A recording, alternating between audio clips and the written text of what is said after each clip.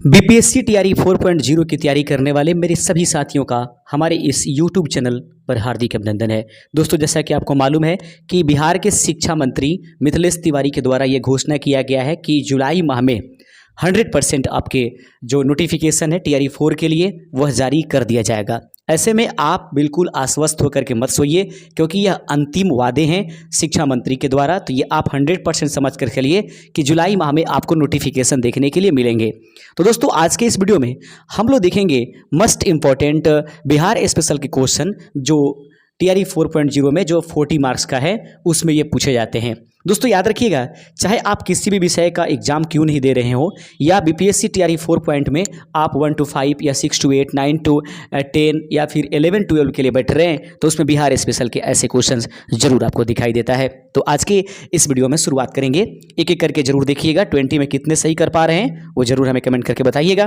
पहला प्रश्न है कि बिहार में 1857 के विद्रोह का नेतृत्व जगदीशपुर क्षेत्र में किसने किया था? Who lead the revolt of 1857 in the Jagdishpur region of Bihar? तो इस प्रश्न का सही आंसर हो जाएगा option number B, Veer Kunwar Singh.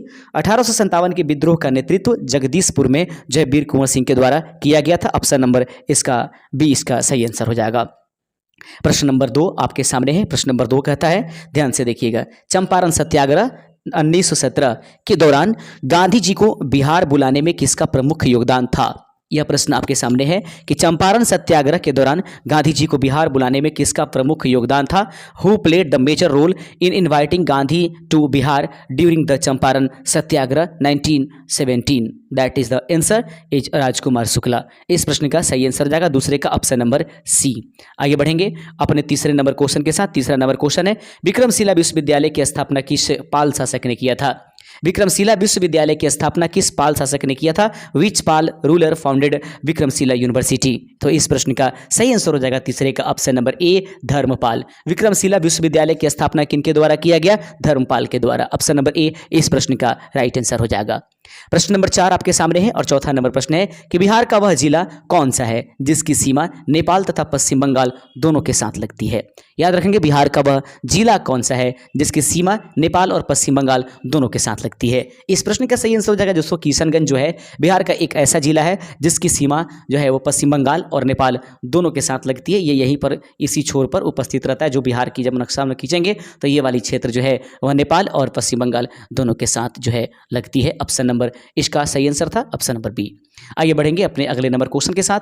प्रश्न नंबर आपके पास 5वां है कि आजाद दस्ता का गठन किस आंदोलन के दौरान हुआ था? Azad Dasta was form during which movement? Azad Dasta का गठन किस आंदोलन के दौरान हुआ था? तो इस 5वें नंबर प्रश्न का सही आंसर है ऑप्शन नंबर सी, भारत छोड़ो आंदोलन मूवमेंट के समय आजाद दस्ता का गठन किया गया था। ऑप्शन नंबर सी इस प्रश्न का राइट आंसर हो जाएगा।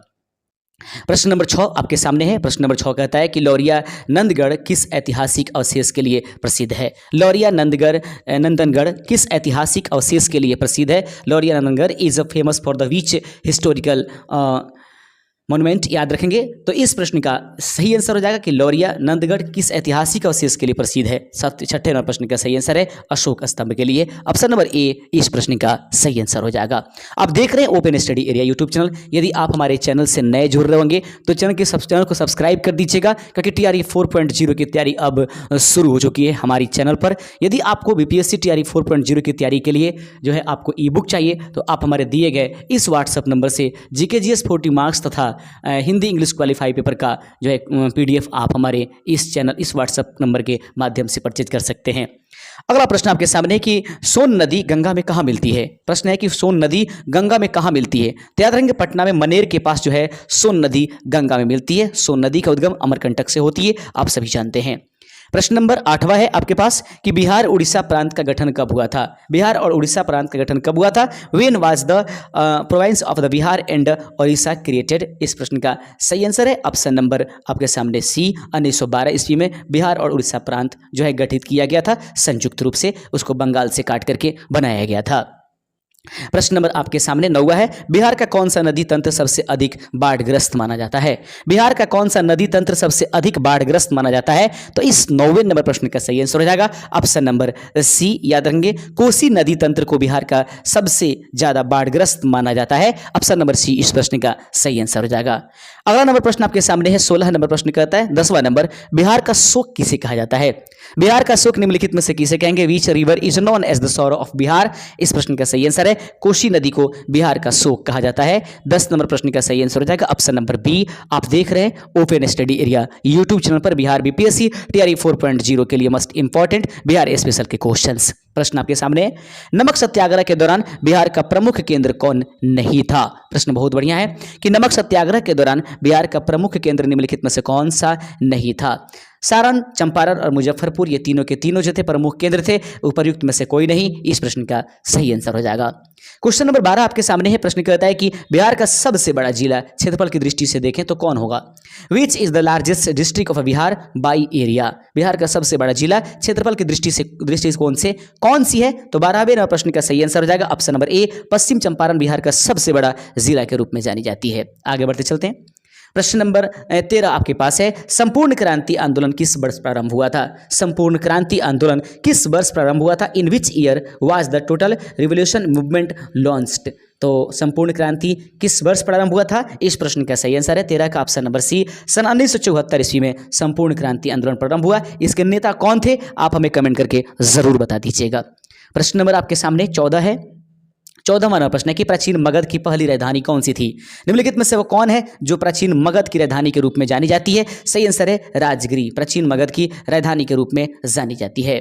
प्रश्न नंबर 15 आपके सामने कि वाल्मीकि टाइगर रिजर्व किस जिले में स्थित है? वाल्मीकि टाइगर रिजर्व जो है वह किस जिले में उपस्थित है? 15 का ऑप्शन नंबर बी, यह पश्चिम चंपारण में उपस्थित है। आगे बढ़ेंगे।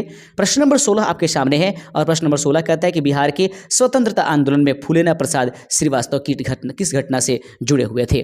बिहार के स्वतंत्रता आंदोलन में फूलेना प्रसाद श्रीवास्तव किस घटना से जुड़े हुए थे? तो इस प्रश्न का सही आंसर है 16 का ऑप्शन नंबर ए, भारत छोड़ो आंदोलन। बिहार के स्वतंत्रता आंदोलन से जुड़ने वाले फूलेना प्रसाद जो है वो भारत छोड़ो आंदोलन से जुड़े हुए थे। प्रश्न नंबर 17 आपके सामने है। 17वां प्रश्न कहता है कि बिहार का सबसे ऊंचा जलप्रपात कौन सा है? निम्नलिखित में से वो कौन है जो बिहार का सबसे ऊंचे जलप्रपात के रूप में जाना जाएगा? आपको मालूम होना चाहिए ककोलत जलप्रपात जो है बिहार का सबसे ऊंचे जलप्रपात के रूप में जाना जाता है। आगे बढ़ेंगे। 18 नंबर क्वेश्चन आपके सामने है और प्रश्न कहता है कि वैशाली किस गणराज्य की राजधानी थी? आप जानते हैं कि प्राचीन काल में 16 जो है वह आपके पास महाजनपद थे, उसमें से एक वैशाली एक जो है एक मतलब महाजनपद था जिसकी राजधानी वैशाली थी। तो निम्नलिखित में से वो 16 में से कौन सा है जिसकी राजधानी वैशाली थी? तो सही आंसर हो जाएगा ऑप्शन नंबर सी, वजी संघ। और वजी संघ की राजधानी कहाँ थी? वैशाली। आगे बढ़ेंगे। प्रश्न नंबर 19 आपके सामने है और प्रश्न नंबर 19 कहता है बिहार में गंगा नदी की लंबाई लगभग कितनी है? बिहार में गंगा नदी की लंबाई लगभग कितनी है? What is the approximate length of the Ganga river in Bihar? तो इस बिहार में गंगा नदी की लंबाई लगभग 445 किलोमीटर है। टोटल लंबाई इसकी 2525 किलोमीटर होती है। ऑप्शन नंबर बी इस प्रश्न का राइट आंसर हो जाएगा। मेरे प्यारे साथियों, 20वां नंबर क्वेश्चन हम आपके लिए छोड़ करके चले जाते हैं कि पटना कलम चित्रकला शैली का विकास मुख्यतः किस काल में हुआ था? पटना कलम चित्रकला शैली का विकास मुख्यतः किस काल में हुआ था? आप इस प्रश्न के आंसर हमें कमेंट करके जरूर बता दीजिएगा। मिलेंगे अपने नए सेशन के साथ। इसके लिए जरूरी है कि चैनल को सब्सक्राइब करके वीडियो को लाइक करके अपने दोस्तों में शेयर जरूर कर दें और अब अलर्ट हो जाएं, क्योंकि 100% जो है जुलाई माह में आपको नोटिफिकेशन मिल जाएंगे। सितंबर माह में एग्जामिनेशंस है, अब आपके पास समय ज्यादा नहीं है। जय हिंद।